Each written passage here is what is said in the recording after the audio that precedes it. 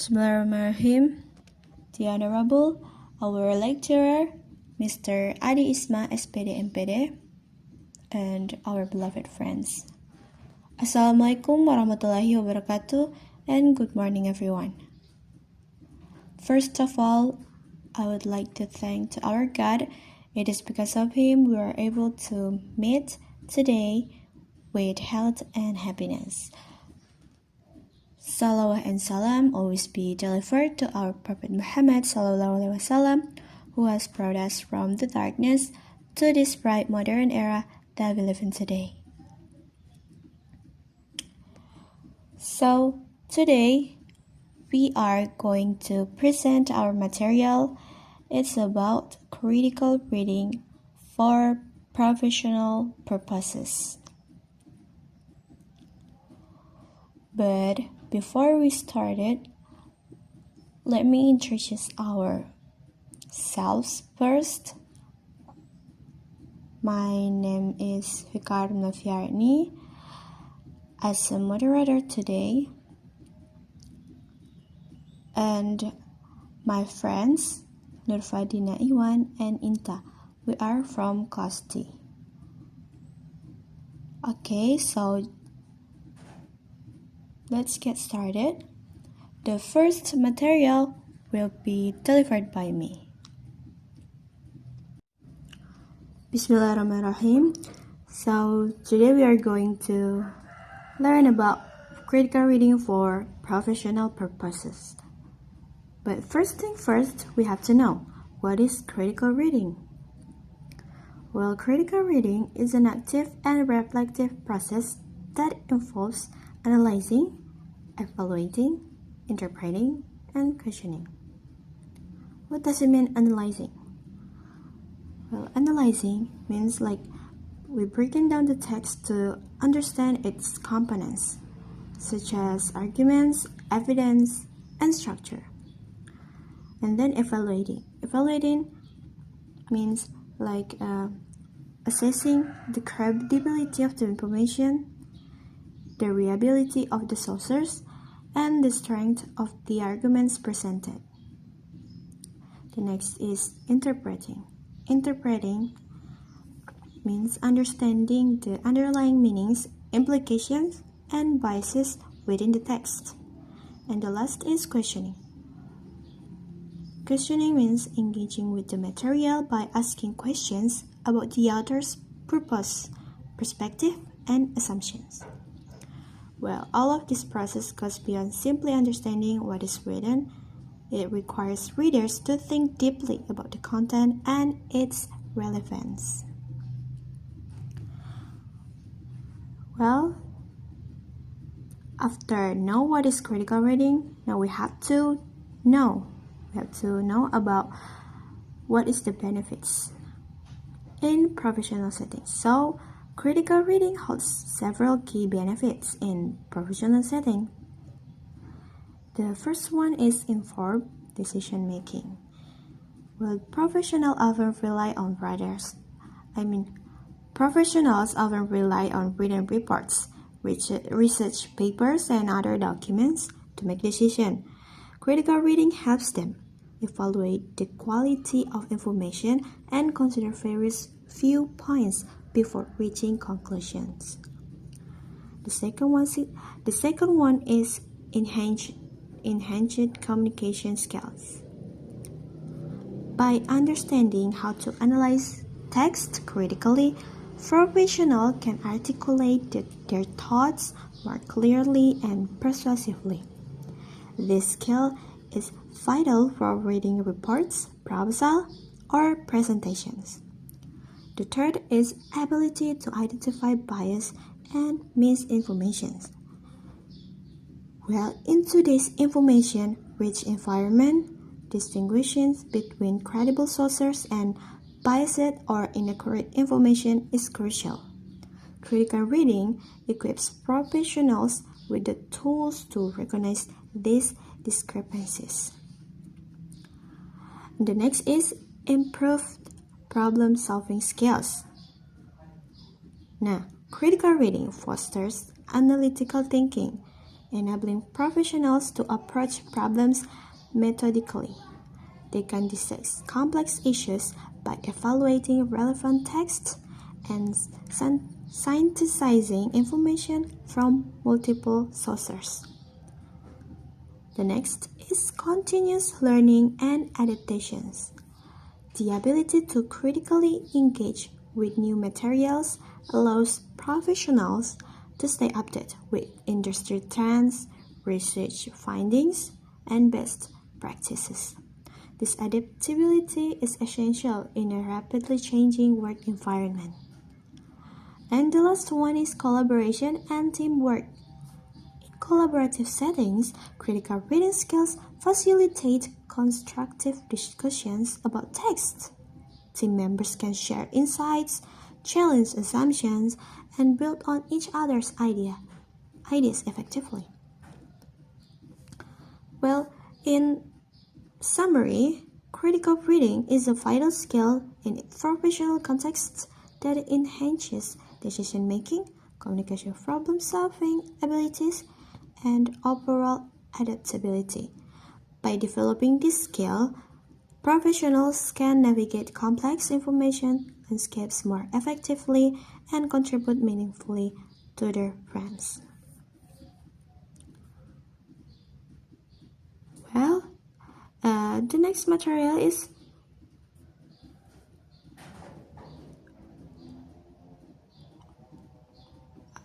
to highlight essential skills for critical reading in professional purposes. Well, to highlight essential skills for critical reading, especially in professional purposes, we have to focus on some points. The first one is evaluating arguments. So we have to identify the arguments, recognize the main claim or conclusion, and the supporting reasons or its premises in a text.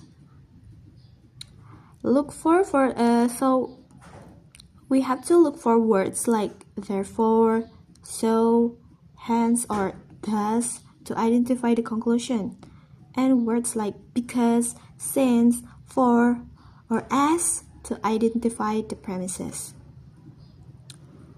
And analyze the structure. Now determine the type of argument, which is deductive, inductive, causal, analogical, or ethical, and assess its validity and soundness. For example, a deductive argument is valid if the conclusions follow necessarily from the premises, and sound if the premises are true. The next one is evaluate content.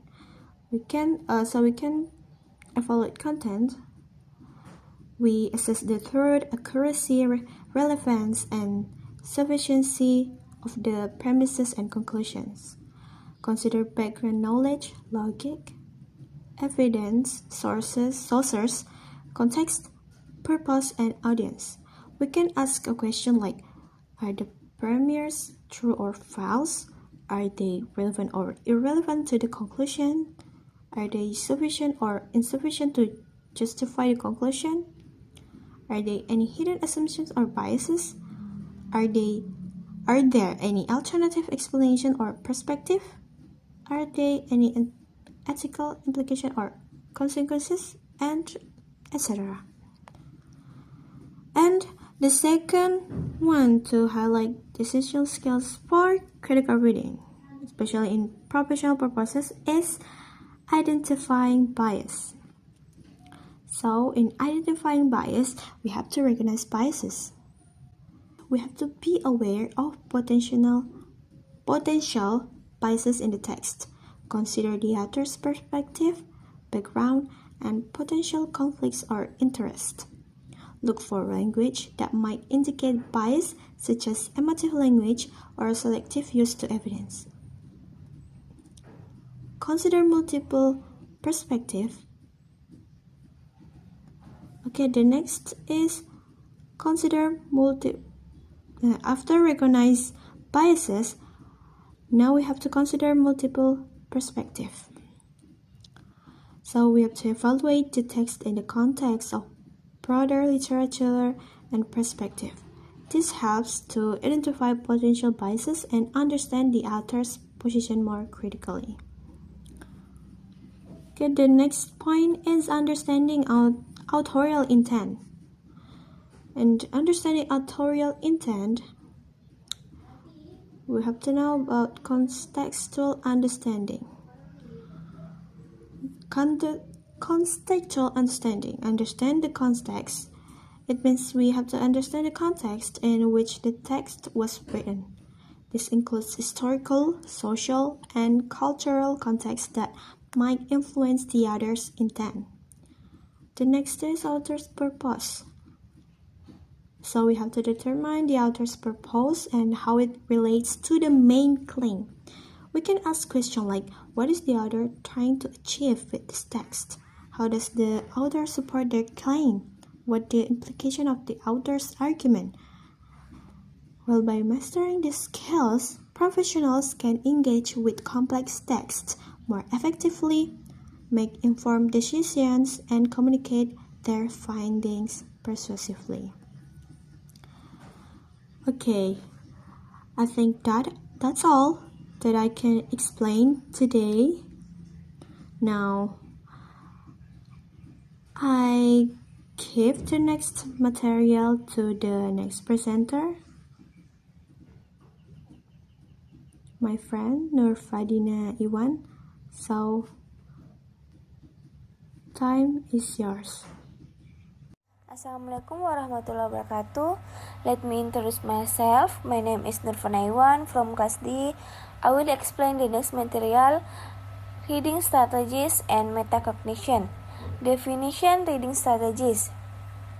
Reading strategies are techniques used to enhance comprehension and retention of information while reading. Thus, strategies help readers engage actively in the reading process. Next, types of reading strategies.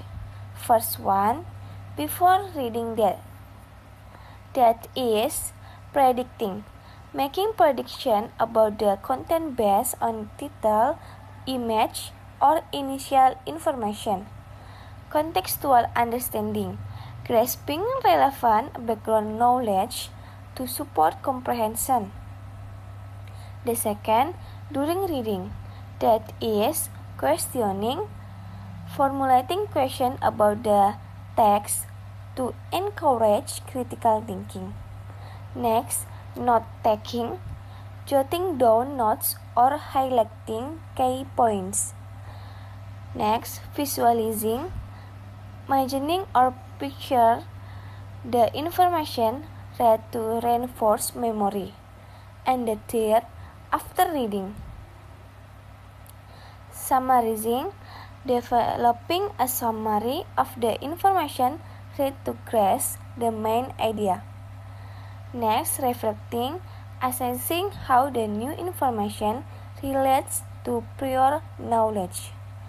Next, benefits of reading strategies, that is enhance text comprehension, encourage active engagement, facilitates long-term information retention. Next material, metacognition. Definisi metacognition is the awareness and understanding of one's own thinking and learning process. It includes the ability to plan, monitor, and evaluate one's understanding and learning strategies. Components of metacognition. First one, metacognitive knowledge, that is self-awareness, understanding one's strengths and weakness in learning. Next, task knowledge, understanding the type of task faced and the appropriate strategies to tackle them. Next, strategic knowledge, knowing various strategies that can be employed for learning. The second, metacognitive regulation, that is, planning, setting goals and choosing strategies before starting to learn, monitoring, checking progress during the learning process, evaluating, assessing the effectiveness of the strategies used after learning. Next, benefits of metacognition, that is, improves learning efficiency, help learners become independent, encourage reflection and self-evaluation in the learning process. Next, relationship between reading strategies and metacognition. Reading strategies can be seen as part of metacognition, as using the strategies requires awareness of how to learn and understand text. By developing metacognitive skills, readers can be more effective in selecting and applying appropriate reading strategies. That's all from me. I will hand it over to the next speaker on the last speaker.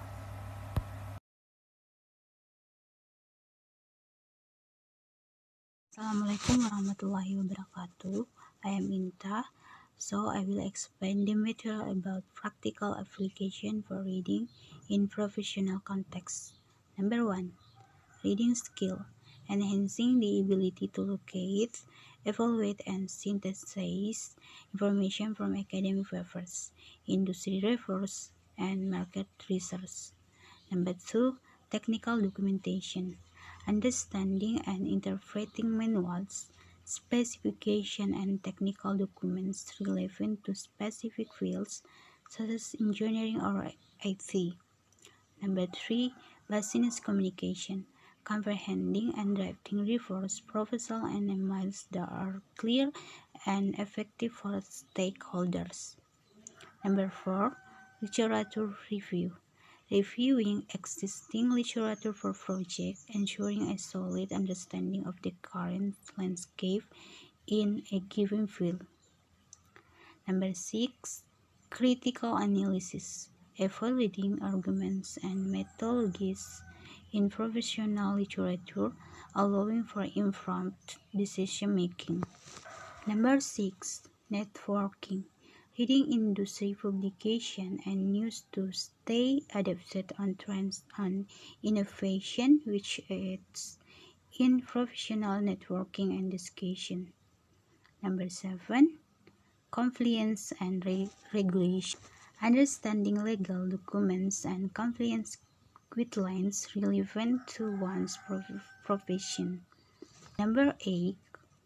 Continue learning. Engaging with books and articles that foster professional development and enhances expertise in specific areas. Number 9. Presentation preparation. Reading and summarizing materials to prepare effective presentation for meeting or conference. Number 10. Cultural leadership. Being informed about diverse perspectives and trends in global business, aiding in cross-cultural communication. Okay, I think that's all I can say. Assalamualaikum warahmatullahi wabarakatuh. Okay, that's all the explanation from our groups today. Now we move to the next agenda, question and answer session. So for the students who has a question for us, you might write your question. You might write down your question in WhatsApp group and we will answer your question in there. And for your information, we only accept one question from each group. And now I will close the presentation in this video. I am FIKA ARUM NOVIARNI and friends. I apologize if we made mistakes in our presentations today.